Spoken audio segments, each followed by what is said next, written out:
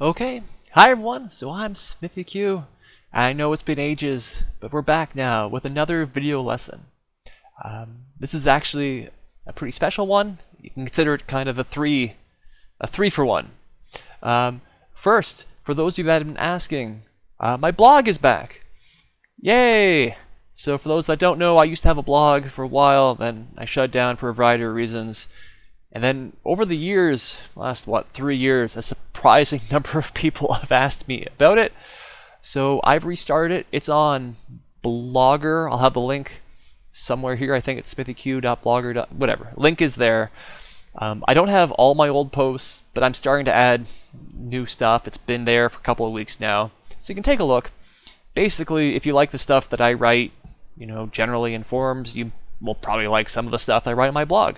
So make sure you check that out. That'd be great. 2, like kind of a bigger announcement. I've actually created a new course. I've teamed up with my friend, National Master Matt Jensen, and I've made a free course on miniature games.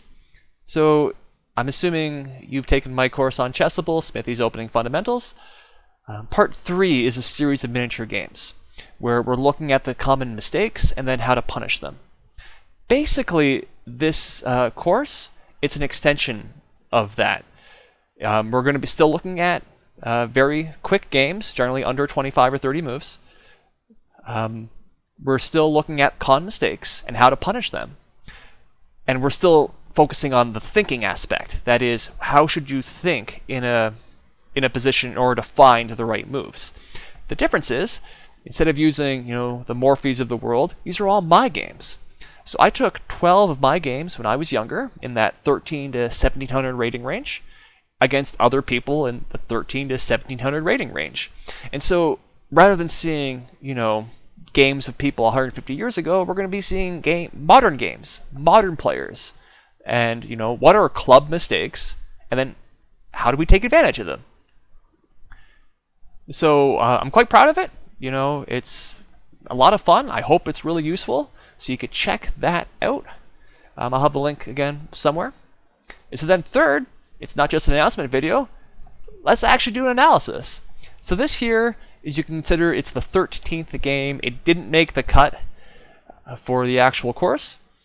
But I think it's still fun, and you can consider this sort of a teaser, if you will. This is what the rest of the miniature game course is going to be kind of like.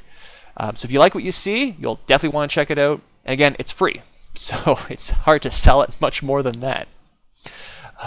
So let's jump in with this game. So this was played back in 2013. So this is right before I was getting back into chess, if you will.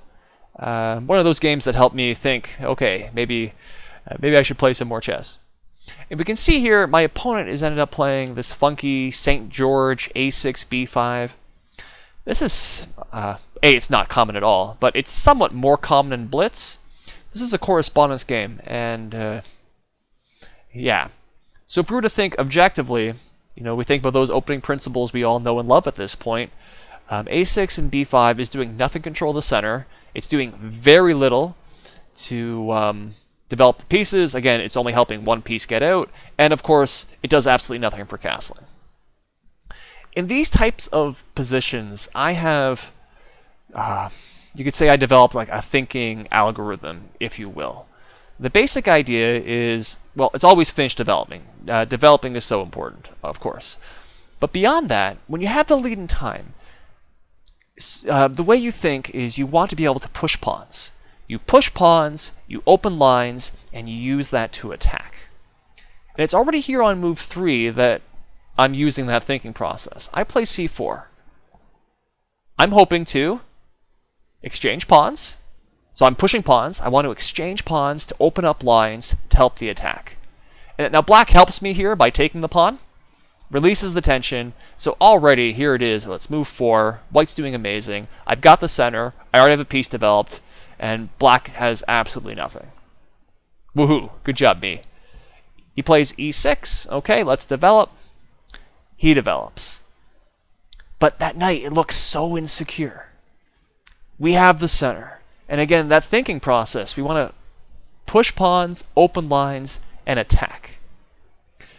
Playing d5 might be possible, but I think it blunts our bishop. e5 just makes so much sense.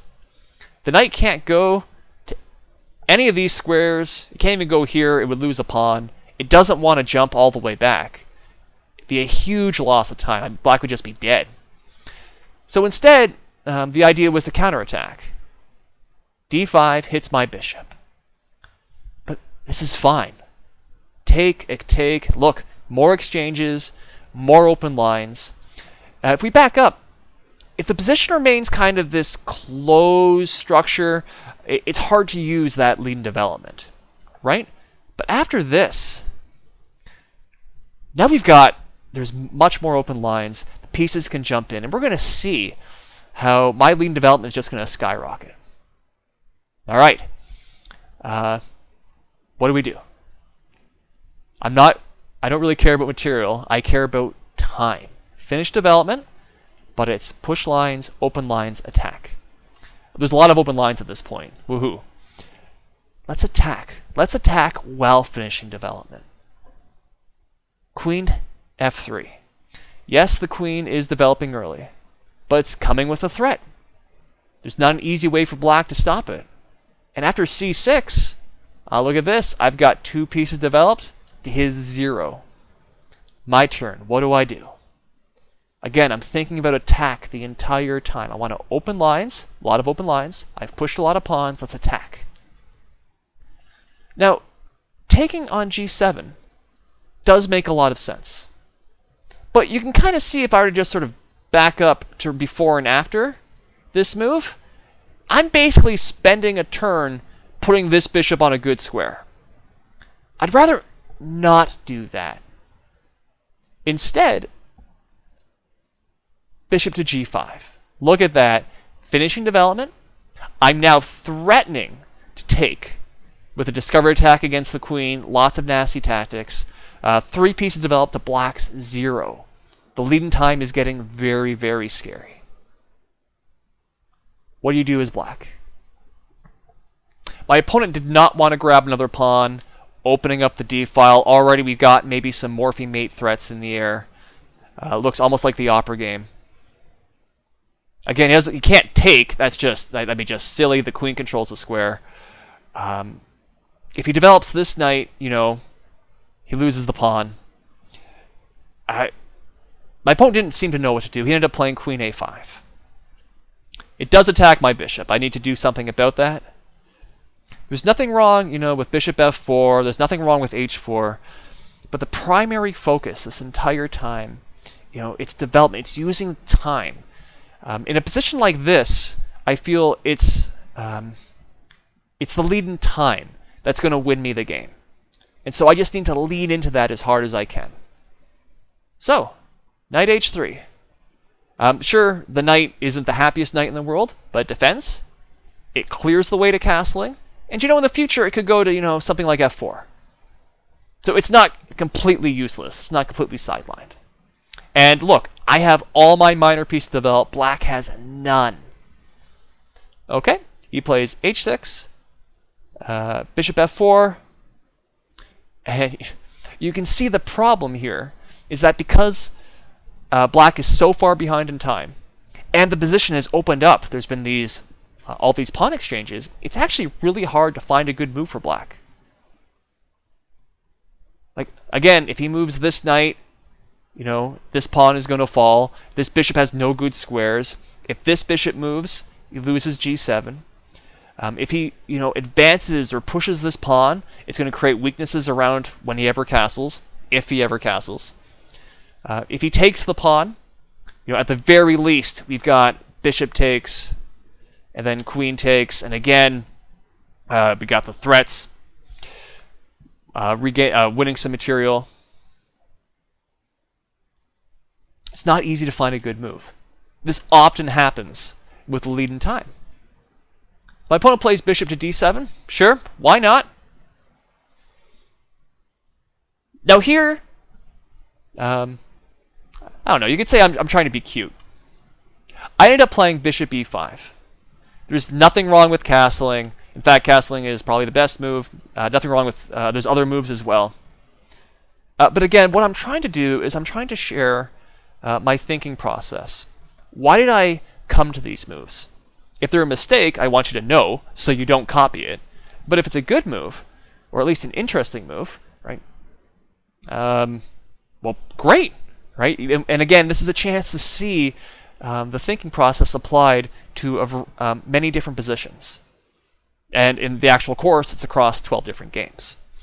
The idea with bishop e5 is that I'm still thinking about his king. I'm still thinking about attacking. This is an attacking move. The bishop and the pawn are kind of X-raying now in. So if black does nothing, I'm going to take on g7. Again, if he takes, lights out, game over. Like that's just, there's too many weaknesses here. If he doesn't take, he loses g7. So in the game, he ended up playing g5. So I've just provoked weakness, right? If he ever castles, like, it looks absolutely terrible. Look, I've got this h5 staring, not there, into here. Weak squares around, maybe even some sacrifices. There's just, yay. More than I had previously. Now I castle. Okay. And again, opening has been an absolutely huge success. I have a huge lead in time. Now I need to win this game. Use what I have to win it. My opponent plays rook goes to g8. So we can see we still have to watch our opponent's threats. He wants to push and then fork my pieces. So I play queen goes to g3. I get out of the fork. Oh, look at this. We got this battery here. And actually, I should probably just even back up. It's at this point, again, it's that same guiding thought process. I want to push pawns, open lines, and attack. I've pushed all the pawns. We've got lots of open lines. Maybe we can get more open lines. What about attacking? Queen goes to g3. It A, sidesteps the fork, always good. And B, there's this battery against this knight. This is kind of a rare thing. You don't normally see a knight on b8 getting hit like this. It actually has no squares. So the knight can't move. He's forced to play queen goes to b6 to defend. Open lines, push pawns, attack. f4. Pushing pawns, opening the lines. Taking advantage of him playing that g5.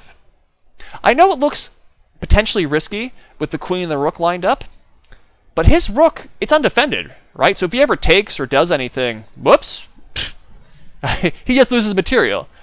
So it's not so much his rook staring at my queen, it's my queen staring at his rook. And if he does nothing, look at this. I'm going to take that pawn. Now my knight jumps in. Oh my, there's maybe oh yeah, big trouble in here. He can't let that happen. He pushes forward. Do I move the knight? Moving the knight should not even be my first thought, for multiple reasons.